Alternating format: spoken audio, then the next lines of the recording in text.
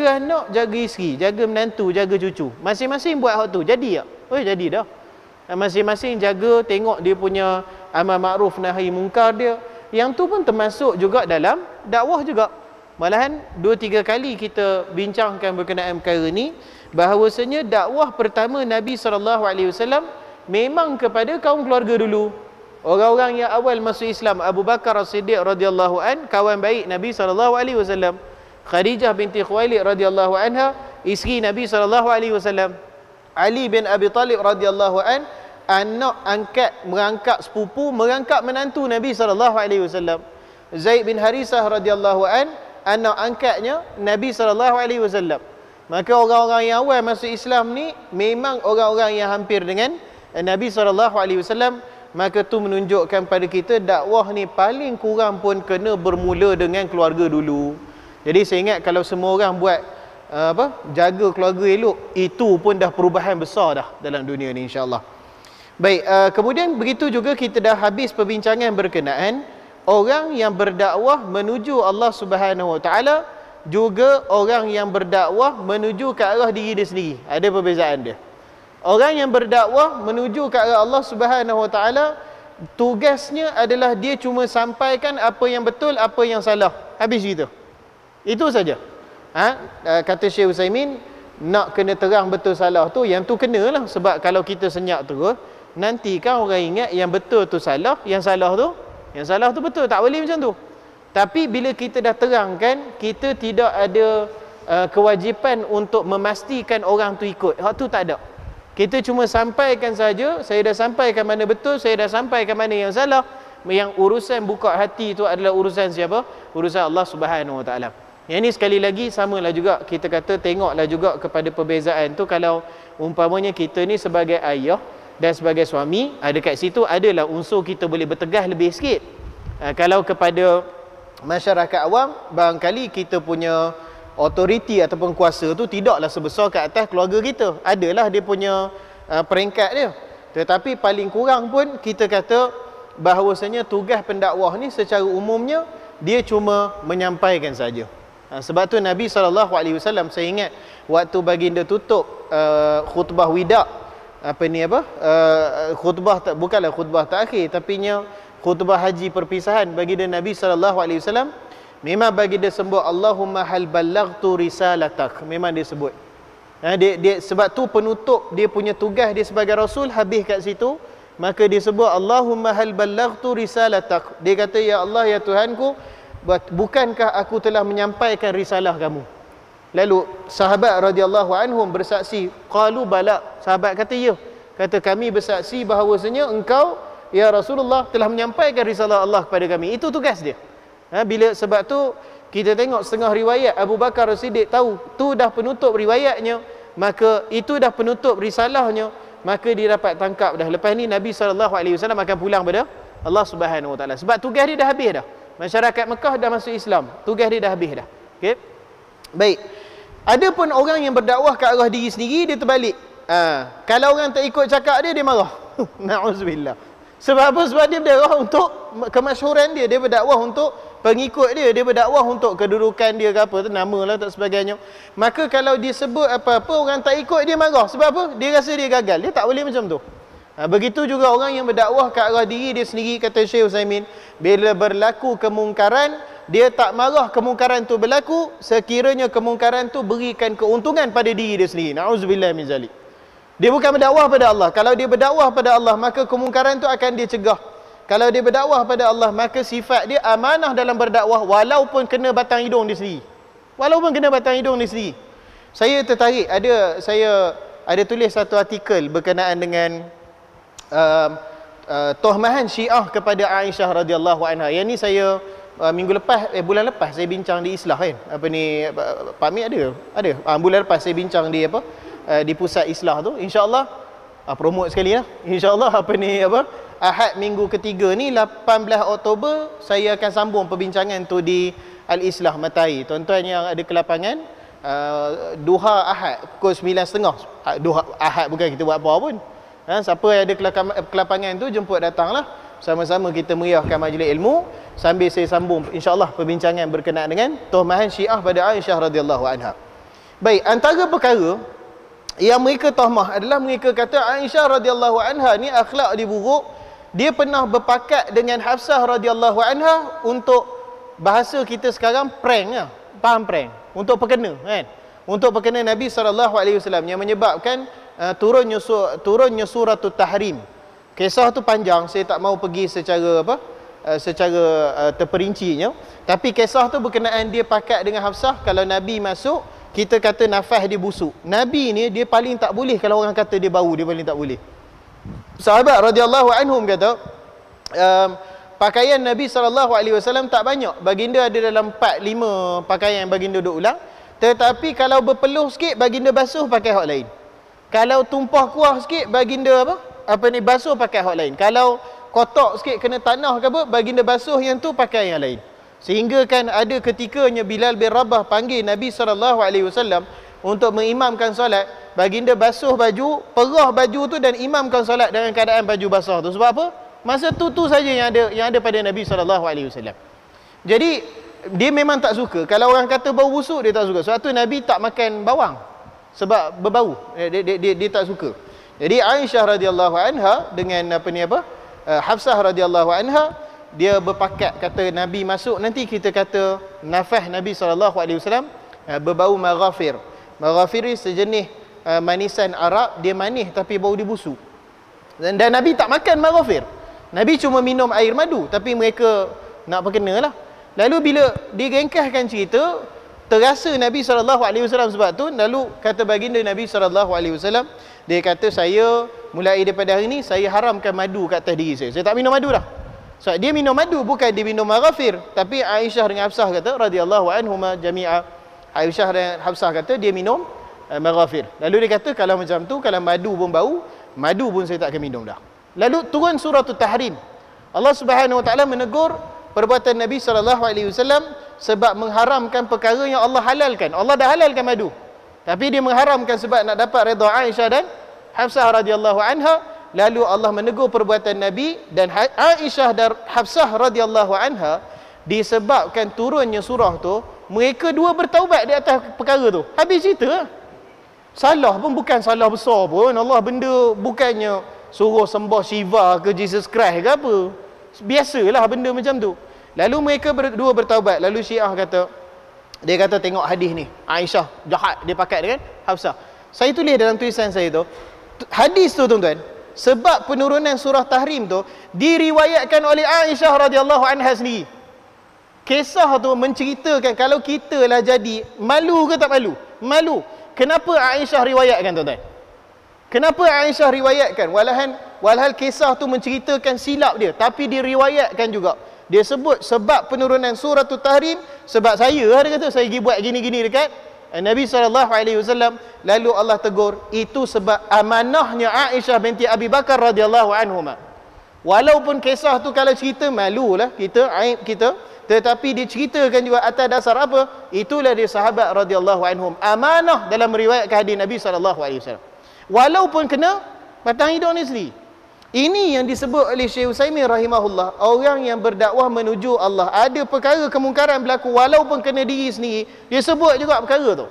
Tapi kalau orang yang berdakwah menuju ke arah diri dia sendiri, kata Syekh Utsaimin rahimahullah, berlaku kemungkaran, tetapi kemungkaran tu dapat menaikkan kemasyhuran dia, maka dia tak akan tegur kemungkaran itu terjadi. Na'udzubillah min zalik. Okey, jadi Allah suruh Nabi SAW sebut dengan jelas dalam Quran, Adu'u ilallah, aku menyuruh kamu semua kepada Allah, bukan pada diri aku sendiri.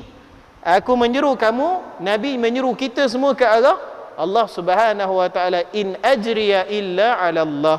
Dan Nabi SAW kata, aku tak dapat apa balasan pun daripada kamu. Balasan aku, pahala aku cuma di sisi Allah Subhanahu wa taala. Okey, jadi itu sedikit perbincangan kita berkenaan ayat pertama daripada bab 4 tu. Hari ini kita sambung ke surat 122 tu.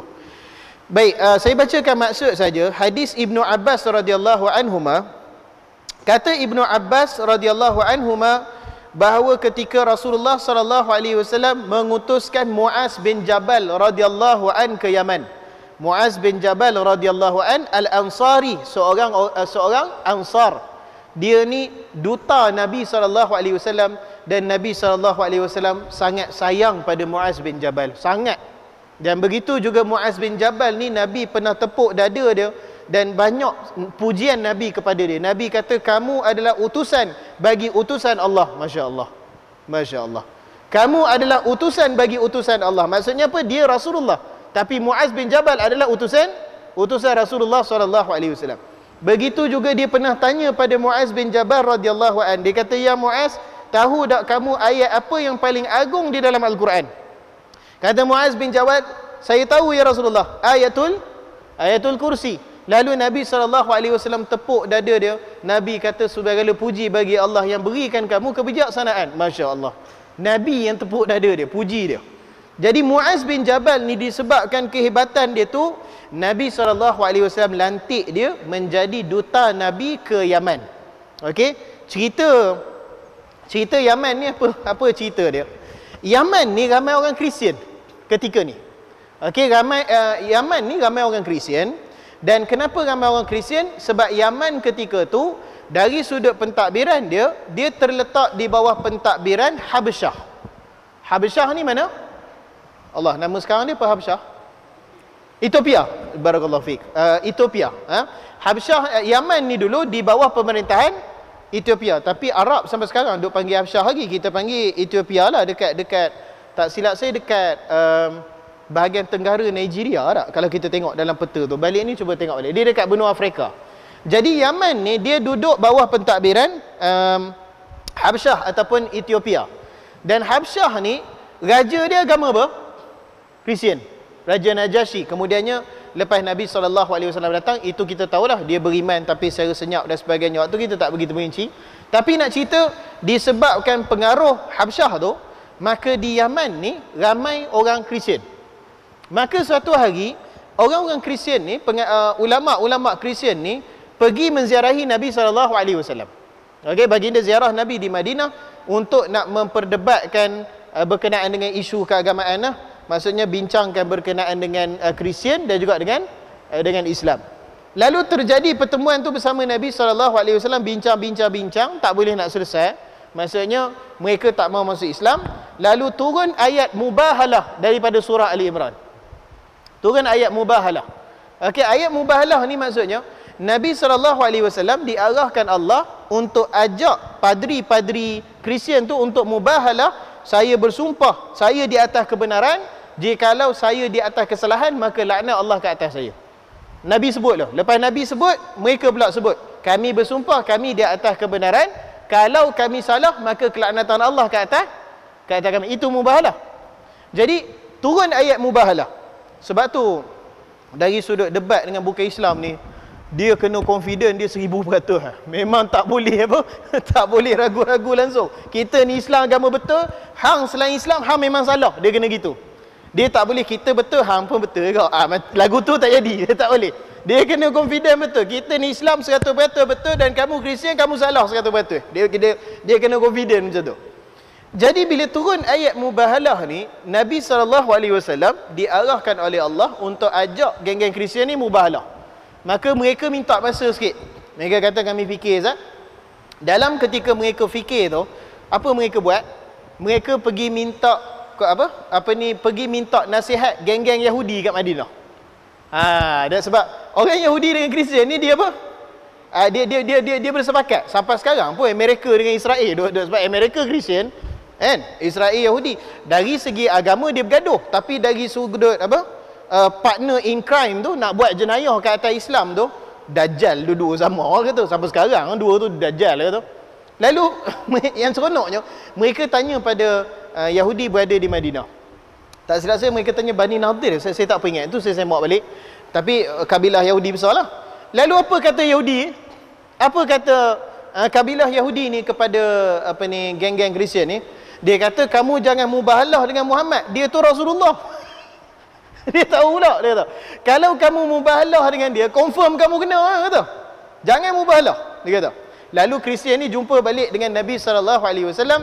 Dia kata kami tak berani nak mubahalah, tapi kami setuju untuk bayar jizyah kepada Nabi SAW. Bukanlah bayar pada Nabi, bayar pada apa? Bayar pada Madinah, kan. Jadi itulah ceritanya. bila mereka bersetuju untuk bayar jizyah, lalu mereka sebut pada Nabi SAW untuk nak ambil bayaran jizyah ni, tolong beri orang yang paling terpercaya, paling amanah di antara kamu.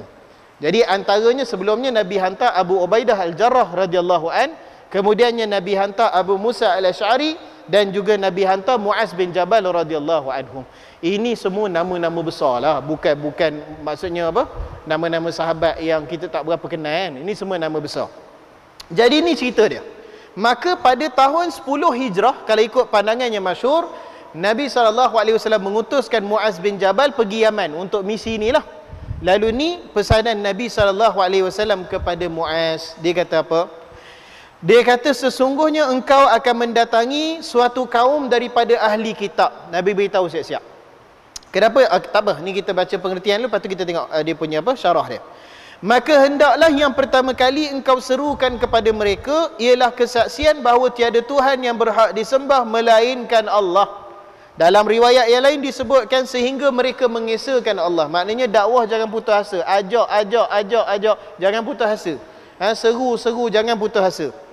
Jikalau mereka mentaatimu kerana yang demikian itu, maknanya bila mereka dah masuk Islam, maka beritahukanlah kepada mereka bahawasanya Allah telah mewajibkan kepada mereka 5 waktu solat sehari semalam.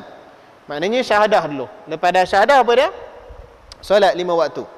Jikalau mereka telah mentaatimu kerana yang demikian, maka beritahulah kepada mereka bahawasanya Allah telah mewajibkan atas mereka sedekah. Yang kat sedekah kat sini dimaksudkan apa? Sedekah wajib. Sedekah wajib ni kita panggil apa? Zakat. Kan? Sedekah ni ada sedekah sunat, ada sedekah wajib. Infak pun ada infak sunat, ada infak wajib, sama. Okey? Allah telah mewajibkan atas mereka sedekah yang diambil daripada orang yang kaya di antara mereka, lalu dikembalikan kepada orang yang miskin di antara mereka. Jikalau mereka mentaatimu kerana yang demikian, jauhilah olehmu harta mereka yang paling baik, dan takutlah kamu terhadap doa orang yang dizalimi. Maksudnya, apa kata Nabi SAW?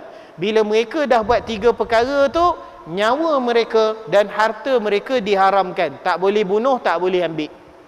Apa dia 3 perkara tu? Beriman dengan, masuk Islam, lepas tu solat 5 waktu, lepas tu keluarkan zakat. Di atas dasar inilah, ketika zaman Abu Bakar As-Siddiq, orang tak mau bayar zakat, Abu Bakar perangi mereka. Di atas dasar ni lah. Okey? Maka sebab tu peribadinya lah, saya tak setuju orang kata Abu Bakar buat perangi zakat tu, itu ijtihad dia, bukan hadis. Tak, dia ijtihad berdasarkan hadis Nabi SAW. Ya, dan satu lagi sebab mungkin peribadi lah sikit, saya tak berapa suka hujah tu, sebab ada seorang penulis Syiah nama dia Al-Busawi, dalam buku dia An-Nas wal Ijtihad, dia bawa perkara ni. Dia kata Abu Bakar ada nas pun dia ikut kepala otak dia sendiri. Saya tak berapa minat, sebab pada hakikatnya Abu Bakar memerangi orang tak bayar zakat sebab hadis Nabi ni. Nabi kata apa? Bila mereka dah buat 3 perkara ni, mereka dah masuk Islam, mereka dah solat, dan mereka dah bayar zakat, maka kata Nabi SAW, jauhilah olehmu harta mereka, maknanya jadi haram. Jadi Abu Bakar sebut, orang yang tak mau bayar zakat tu, dia tak cukup syarat yang ketiga tu, nampak tak? Dia tak cukup syarat ketiga, iaitu dia tak keluarkan zakat. Maka wajar mereka diperangi sehinggalah mereka rela hati untuk bayar zakat balik. Betul dah tu. Dia punya ijtihad tu. Jadi keputusan Abu Bakar tu, pada saya lebih suka pada pandangan dia adalah keputusan daripada hadis Nabi, bukan keputusan ijtihad dia, bukan keputusan politik. Tak, bukan. Yang orang yang sebut Abu Bakar buat keputusan politik tu paling sedih. La haula wala quwwata illa billah. Ni kita cakap pasal Abu Bakar As-Siddiq radhiyallahu anhu. Apa dia sebut pada Ali bin Abi Talib radhiyallahu anhu? Dia kata, aku tidak akan melakukan sesuatu melainkan aku lihat Nabi SAW pernah melakukannya. Omar datang kat dia, kata, Abu Bakar, aku risau ramai orang hafal Quran mati meninggal macam tu. Kalau kita tak kumpul Quran, aku takut hilang.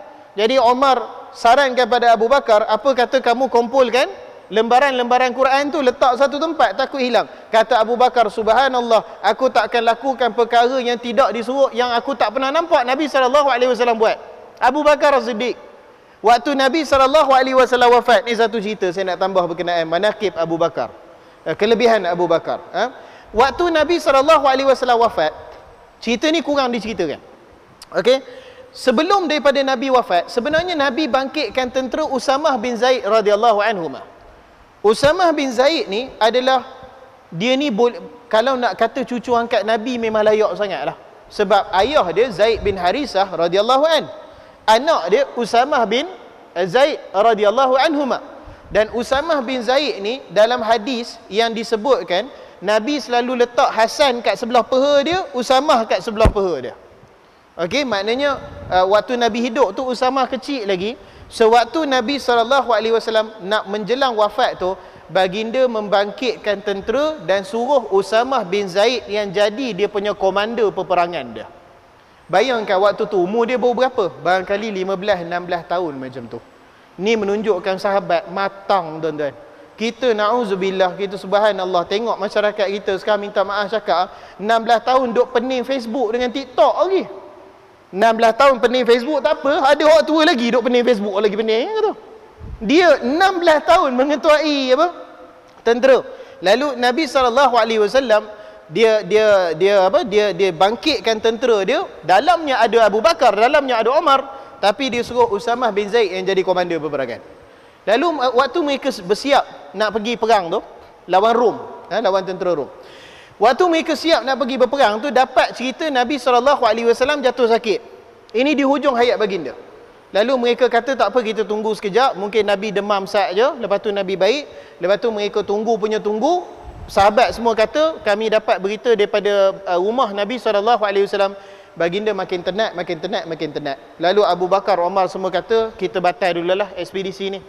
Sebab apa? Sebab Nabi sakit. Lalu mereka semua balik ke Madinah. Dan memang ternyata Nabi SAW wafat disebabkan sakit tu. Kemudian bila Abu Bakar dilantik menjadi khalifah, selalu bila kita sebut Abu Bakar dilantik jadi khalifah, kita terbayang perang golongan zakat, kita terbayang mengumpulkan Quran. Bukan tu perkara pertama dia buat.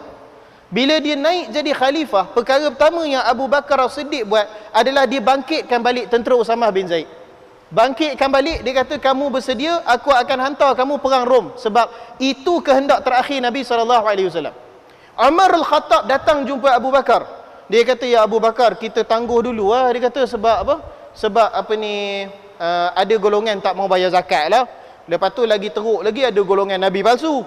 Sampai perempuan Sajjah binti Harisah pun nak jadi Nabi juga.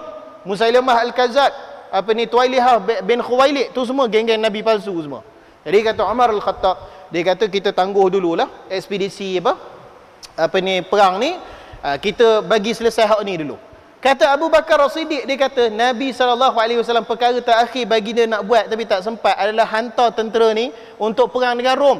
Apa yang Nabi buat, aku akan buat macam tu juga. Lalu kata Umar Al-Khattab, dia kata macam ni lah, dia kata, ya Khalifah Rasulullah, dia kata, kalau nak hantar juga boleh, tapi bagilah orang pengalaman sikit. Usamah ni muda kan, baru 16 tahun. Apa kata Abu Bakar? Dia kata, subhanallah, kamu nak suruh aku maksiat pada Allah dan Rasulnya ke? Ini Abu Bakar As-Siddiq, tuan-tuan. Dia buat sebiji macam Nabi SAW buat. Orang ni tergamak. Ada orang kata Abu Bakar tu dia perang golongan zakat sebab politik. Na'udzubillahi min zalik. Lalu memang dia hantar tentera Usamah bin Zaid tu, sehinggakan riwayat sebut Usamah naik atas unta. Dia suruh Usamah naik atas unta, dia berjalan kaki tepi Usamah tu. Usamah kata, ya Khalifah baliklah, tak payahlah hantar saya. Abu Bakar kata, saya tak boleh ikut pergi berperang, paling kurang pun kaki ni jadi saksi di hadapan Allah. Saya hantar kamu keluar pinggir Madinah untuk kamu pergi perang di perang Tabuk. Khalifah Islam pertama kita, tergamak orang kata dia perangi orang zakat tu disebabkan masalah politik. Saya tak setuju sangatlah. Ini Abu Bakar As-Siddiq, bukan Ustaz Muhammad Azri. Abu Bakar As-Siddiq radhiyallahu an. Hati-hati bila cakap pasal dia. Okey, jadi Abu Bakar As-Siddiq ni memang dia tak akan buat melainkan perkara yang Nabi SAW dia nampak baginda Nabi SAW buat. Okey, baik. Kemudian kita balik kat sini. Ni dalilnya yang digunakan oleh Abu Bakar untuk memerangi orang yang tak mau bayar zakat. Sebab Nabi dah sebut, bila mereka masuk Islam, kemudian mereka menunaikan solat, kemudian mereka bayar zakat, baru haram harta mereka kat atas kamu. Sekarang ni Abu Bakar kata mereka tak mau bayar zakat, maka dia termasuk dalam perkara yang perlu diperangi. Dan memang alhamdulillah lah, selepas daripada usaha Abu Bakar tu, walaupun Abu Bakar merintah 2 tahun saja, lepas tu tak timbul dah golongan nabi palsu dan tak timbul dah golongan yang tak mau bayar zakat. Okey, alhamdulillah berkat pemerintahan Abu Bakar As-Siddiq radhiyallahu anhu. Mudah-mudahan Allah melimpahkan segala kebaikan bagi dia. Baik, kemudian kita tengok pengertian hadis ni sikit. Perkataan Ibnu Abbas ba'atha Mu'adzan, iaitu Nabi SAW mengutus Mu'az, artinya mengirimnya menjadi pengajar, hakim dan juga da'i. Jadi tugas Mu'az ni, dia pergi kat Yaman. Yang pertamanya ajarkan Islam, satu. Yang kedua jadi hakim. Maksudnya kalau ada masalah di antara mereka, dia yang jatuhkan keputusannya. Masya Allah, maknanya memang orang istimewa sungguh lah. Dan begitu juga dia da'i, iaitu dia pendakwah supaya orang masuk Islam. Itu fungsi dia. Beliau mengutusnya pada bulan Rabiul Awal tahun 10 sesudah hijrah. Maknanya hujung hayat Nabi SAW, sebab baginda meninggal dunia pada tahun 11 hijrah. Okey. Inilah pendapat yang masyhur. Beliau mengutusnya bersama Abu Musa Al-Asy'ari radhiyallahu anhuma. Beliau mengutuskan Mu'az ke Sana'a dan daerah sekitarnya, sedangkan Abu Musa diutuskan ke Adan dan daerah sekitarnya. Dan baginda juga memerintahkan kepada mereka berdua, hendaklah kalian bersatu, tolong menolong dan jangan berselisih. Tuan-tuan, kalau kot lah tak pernah dengar, agama suruh kita bersatu, bukan suruh kita berselisih. Agama suruh kita bersatu. Bukannya bila kita ada perbezaan pandangan kita tak boleh bersatu. Tak, dia tak macam tu. Okey, baru saya semalam dekat Sempering, saya ceritakan berkenaan dengan kisah Ibnu Hajar dan bersama dengan Badruddin Al-Aini. Kisah yang saya suka kisah-kisah macam ni. Kalau kita tengok Ibnu Hajar Al-Asqalani ni, dia mazhab apa? Ibnu Hajar, tahu tak? Syafi'i. Semalam tuan ada. Dia bermazhab Syafi'i. Okey. Dia mensyarahkan Sahih Bukhari menggunakan mazhab Syafi'i. Di sebelah masjid dia mengajar tu, dekat Mesir tu, dekat Kahirah tu, sebelah masjid dia mengajar tu, Badruddin Al-Aini mengajar Sahih Bukhari juga. Tetapi Badruddin Al-Aini mensyarahkan Sahih Bukhari dengan mazhab Abu Hanifah, bukan mazhab Syafi'i. Jadi nak kata dari segi pandangan tu sama ke tak sama? Jauh. Mazhab Abu Hanifah dengan Syafi'i memang jauh. Kalau nak kata Syafi'i dengan Maliki, dekat sikit. Kalau nak kata Syafi'i dengan Hanabilah, lagi dekat. Sebab Imam Ahmad memang banyak ambil pandangan Syafi'i. Tapi kalau nak kata Syafi'i dengan Abu Hanifah ni memang jauh. Okey. Kena pula Imam Bukhari pun ada juga pandangan yang tak setuju dengan Abu Hanifah. Okey. Jadi ceritanya Ibnu Hajar dalam mazhab Syafi'i, Badruddin Al-Aini dengan mazhab Hanafi mensyarahkan sama Sahihul Bukhari, sehingga terjadi diskusi di antara mereka. Maksudnya orang ni beri pandangan, orang ni beri pandangan, orang ni. Hasil diskusi tuan-tuan, mereka tak bergaduh. Ni yang nak kena tiru ni. Mereka tak bergaduh. Hormat. Tak apalah, itu pandangan dia, ni pandangan kita. Sehingga kan, ini saya lupa. Semalam pun saya sebut, saya nak semak tapi saya lupa. Tak silap saya, Ibnu Hajar meninggal dulu, tak silap saya. Ada salah seorang meninggal dulu. Okey. Ibnu Hajar meninggal dunia, dikuburkan, dan kemudian Badruddin Al-Aini nak meninggal dunia. Apa wasiat dia? Dia kata, bila aku meninggal dunia nanti, kebumikan aku di sebelah Ibnu Hajar Al-Asqalani radhiyallahu anhu. Itu hujah di antaraku dengan Allah Subhanahu wa taala. Aku hidup sama-sama dengan Ibnu Hajar Al-Asqalani radhiyallahu anhu. Yang ni ulama tuan-tuan. Al-Imam Syafi'i, gurunya Al-Imam Malik, dia sebut Malik adalah hujahku di hadapan Allah Subhanahu wa taala. Masya-Allah, Malik adalah hujahku di hadapan Allah. Maksudnya kalau Allah tanya ni, kamu mengajar orang macam ni, kamu mengajar orang macam ni, hujah saya apa? Saya belajar daripada Malik bin Anas rahimahullahu taala. Ini ulama. Maka agama suruh kita bersatu, bukan suruh kita berpecah. Okey, setakat Allah beza sikit-sikit tu, tak payahlah sampai nak gaduh-gaduh. Nabi SAW pun sebut, hendaklah kalian bersatu, tolong menolong dan jangan berselisih. Agama suruh kita bersatu. Hendaklah kalian berdua mempermudah dan jangan mempersulit. Persulitkan.